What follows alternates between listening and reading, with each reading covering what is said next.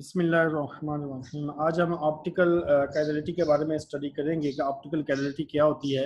सबसे पहले कैजुअलिटी को समझने की कोशिश करेंगे। कैजुअलिटी क्या होती है, इसमें सिंपल डेफिनेशन लिखी हुई है, object that do not possess reflection symmetry, यानी कि ऐसा ऑब्जेक्ट जिसकी रिफ्लेक्शन सिमेट्री ना हो, ऐसे ऑब्जेक्ट को हम काइरल ऑब्जेक्ट कहते हैं। ये आप समझ लें। इसके एग्जांपल आप सिंपल अपने हाथ का देखेंगे। अगर राइट हैंड को आप शीशे में देखेंगे तो आपको वो सिमेट्रिकल नजर नहीं आएगा, यानी कि वो आप सुपर इम्पोज नहीं कर सकते एक दूसरे के ऊपर, क्योंकि आपका हाथ जो है वो रिफ्लेक्शन सिमेट्री डिफरेंट होगी।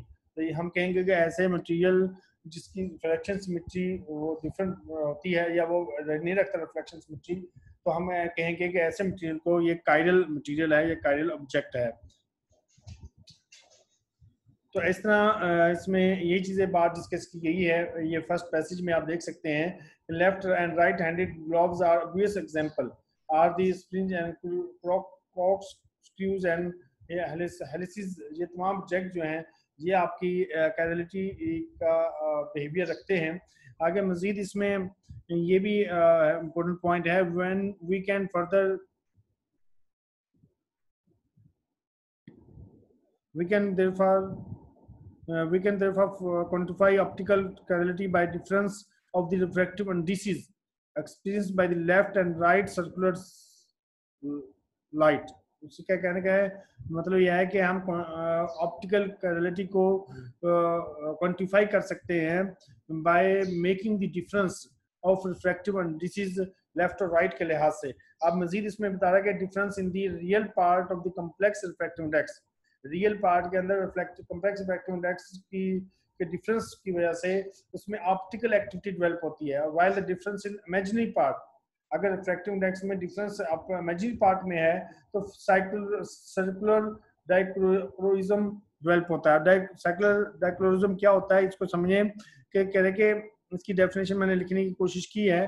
The property possessed by some crystals of exhibiting two different colours when viewed along different axes, यानी कि आप अगर डिफरेंट एक्सिस से किसी मटेरियल को देखें और आपको डिफरेंट कलर्स 2 या 3 कलर्स नजर आए, डिफरेंट कलर्स नजर आए, तो ऐसे मटेरियल को हम कहते हैं ये डाइक्रोइज्म है। और एक और इम्पोर्टेंट पॉइंट आपसे मैं डिस्कस करना चाह रहा हूँ कि इसी लिहाज से कि कैजुअलिटी क्या होती है, इसको मजीद मैं एक्सप्लेन करने की कोशिश करता हूँ। सपोज हमारे पास जो लाइट होती है सनलाइट, वो डिफरेंट सनलाइट एक्चुअली ये इलेक्ट्रोमैग्नेटिक वेव्स ही होती हैं, ये डिफरेंट डायरेक्शन में प्रोपोगेट होती हैं। सपोज इसके सामने आपने कोई प्रिज्म रखा, प्रिज्म रखने के बाद ये लाइट जो है आपकी प्लेन पोलराइज में चेंज होगी, यूनि डायरेक्शनल मोशन में होगी। और इसके आगे आपने कोई और मटेरियल, आपने कोई ऐसा काइरल मटेरियल रख दिया जो ऐसा मटेरियल है जो जब लाइट इसमें से पास करेगी तो वो किसी एंगल से टिल्ट हो जाएगी, यूं आ रही है। सपोज ये इस मटेरियल से पास हुई तो वो इस ऐसे एंगल में, किसी एंगल में टिल्ट होगी, तो हम कहेंगे कि ये मटेरियल जो है ये काइरल मटेरियल है, कि ये ऑप्टिकल सिमेट्री नहीं रखता, ये ऑप्टिकल एक्टिव मटेरियल है कि जब लाइट प्लेन पोलराइज्ड लाइट इस मटेरियल में से, इस मीडियम में से गुजरी तो वो उसने अपने आप को रोटेट कर दिया विद सम एंगल। तो ऐसे मटेरियल को हम काइरल मटेरियल भी कहते हैं। और ऐसे कुछ कहते हैं कि इसके अंदर ऑप्टिकल एक्टिविटी है। और इसमें इंपॉर्टेंट पॉइंट ये भी है कि इसमें दो तरह की रोटेशन हो सकती है, या ये क्लॉकवाइज होगा या वो एंटी क्लॉकवाइज होगा। अगर क्लॉकवाइज होगा तो हम इसको हम कहेंगे डेक्स्ट्रो रोटेटरी। अब इसमें बात मजीद एक्सप्लेन की हुई है कि ऑप्टिकल एक्टिविटीज ऑब्जर्व्ड इन, इसमें देखें, optical activity observed in transparent chiral materials and causes the direction of linear polarization of rotate as the light propagates through the medium. The rotation can be either direction, उनकी rotation किसी भी direction में हो सकती है, या तो वो डेक्स्ट्रो रोटेटरी उनके क्लॉकवाइज होगी, या लेवो रोटेटरी होगी, या एंटी क्लॉकवाइज होगी। ये डिपेंड करता है कि वो उस मटेरियल कैसा है। Depending on the whether the rotation is clockwise और anti clockwise sense when looking along the beam from the source, since the optical activity arises from difference in refractive index, करके ये ऑप्टिकल एक्टिविटी जो अबियर हुई ये refractive index के difference की वजह से डेवलप हुई। For circulatory polarised light is sometimes called circular birefringence, इसको बात कर सर्कुलर बायफ्रिंजेंस भी कहते हैं। This should not be confused with the birefringence जो नेक्स्ट चैप्टर में आप इसको डिस्कस करेंगे नेक्स्ट पॉइंट में भी।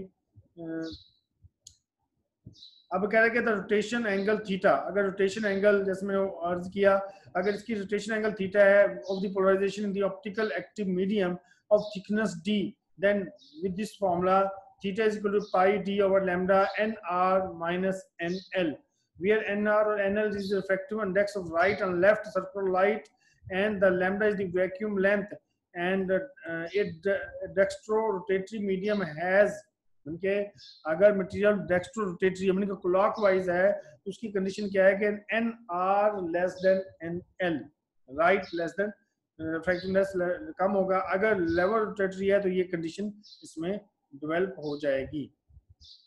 अगर मजीद इसमें क्या है सर्कुलर डायक्रोइज्म, हमने ऊपर पढ़ा डायक्रोइज्म क्या है कि डिफरेंट कलर्स नजर आते हैं जब लाइट उसमें से पास करेगी, डिफरेंट एक्सिस में डिफरेंट कलर्स नजर आते हैं।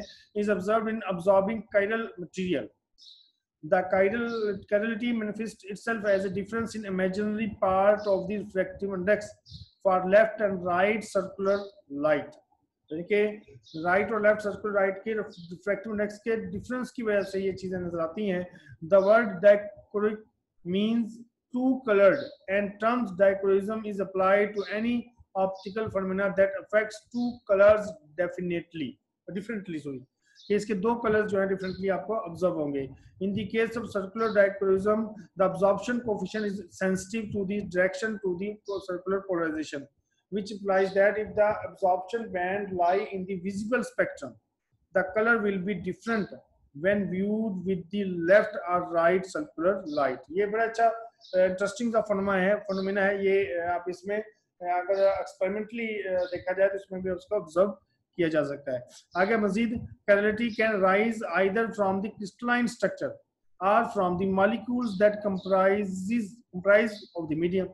करके chirality जो है इसको हम crystalline material में भी देख सकते हैं और molecules में भी ऑब्जर्व किया जा सकता है।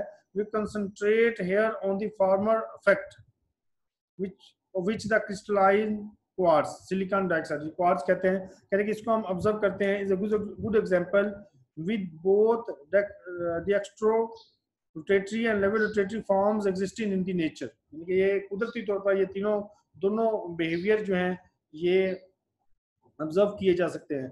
अब क्वार्ट्ज इज यूनिएक्सल बाइफ्रिंजेंट क्रिस्टल, यानी कि ये यूनिएक्सल बाइफ्रिंजेंट क्रिस्टल है। Optical activity is best observed when the light propagate along the optic axis. कह रहे कि जब इस ऑप्टिक एक्सिस के अलोंग लाइट प्रोपगेट होती है तो हमें बेस्ट इसका रिजल्ट हमें ऑब्जर्व किया जाता है, इसकी ऑप्टिकल एक्टिविटी देखी जा सकती है। In this situation linearity polarized light experience a refractive index of nr irrespective of its orientation, which means that it emerge unaffected in non-chiral medium। मजीद ये इसमें है कि uniaxial crystal such as calcite, however since the unit cell of quartz is chiral, यानी कि quartz का जिसका silicon dioxide कहते हैं इसका यूनिट सेल जो होता है वो chiral linearly polarized light emerges rotate even when propagate along the optic axis, यानी कि जब लाइट इसमें से गुजरती है तो वो रोटेट हो जाती है, तो रोटेट होना ही काइरल कहलाता है।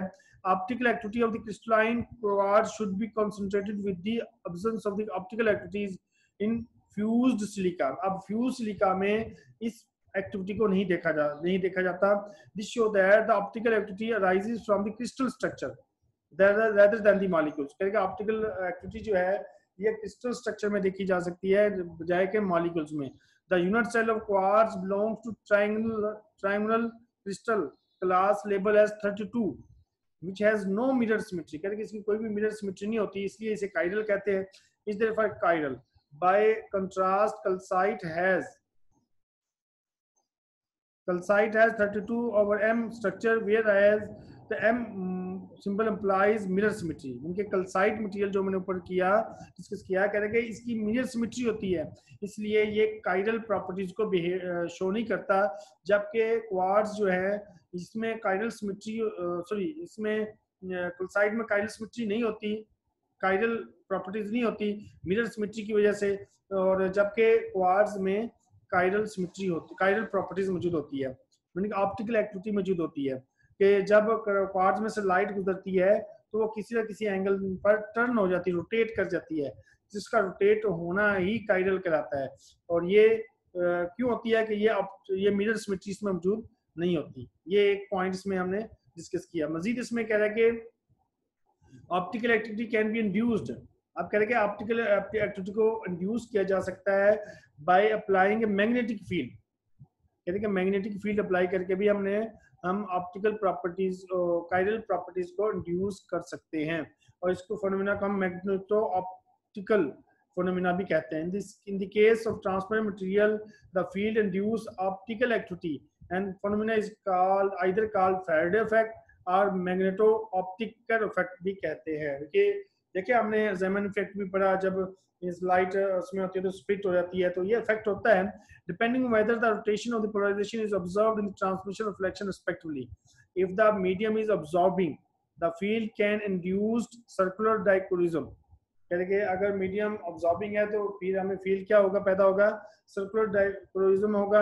इन which case we have magnetic circular dichroism. All of these magnetic optical effect ultimately have their origin in the Zeeman effect. Zeeman effect हमने लास्ट पढ़ा था कि जब वो मैग्नेटिक फील्ड उसको आता है तो वो डिफरेंट लाइंस में स्प्लिट हो जाती है। तो इसको हमने ज़ेमन इफेक्ट में पढ़ा था। मजीद इसको आप प्रीवियस रिव्यू कर सकते हैं। The field is applied along the axis of the optical material. This causes a rotation of linearly polarized light. Rotation angle theta is related to this. Then theta is equal to VBD. V जो है Verdert coefficient है of the medium and D is the thickness। इसलिए से आप इसे आगे table में भी ऊपर वैल्यू दी गई हैं। तो Verdert coefficient are small in visible spectral region and decrease strongly as the returning from the ultraviolet absorption bands increases। तो ये तमाम चीज़ें आपने डिस्कस कर लेनी है। ये आपने इसकी डायग्राम को भी रिव्यू कर लेना है बेटा। और इसके ऊपर अगर ये देखें, इसमें डिफरेंट सफ्यूज सिलिका का वेवलेंथ, उसका वर्डेंट कांस्टेंट, हार्ड ग्राउंड ग्लास का वर्डेंट कांस्टेंट, ये तमाम आपने ऑब्जेक्टिव के लिहाज से, एमसीक्यूज के लिहाज से इसको अच्छे अंदाज से रिव्यू कर लेना है कि कौन से मटेरियल का वर्डेंट कांस्टेंट क्या है, उसकी वेवलेंथ क्या है। आई होप कि आप इसको कोशिश करके इसको इम्प्रूव कर लीजिएगा। जज़ाकल्लाह खैरा। अस्सलामु अलैकुम व रहमतुल्लाहि व बरकातुहू।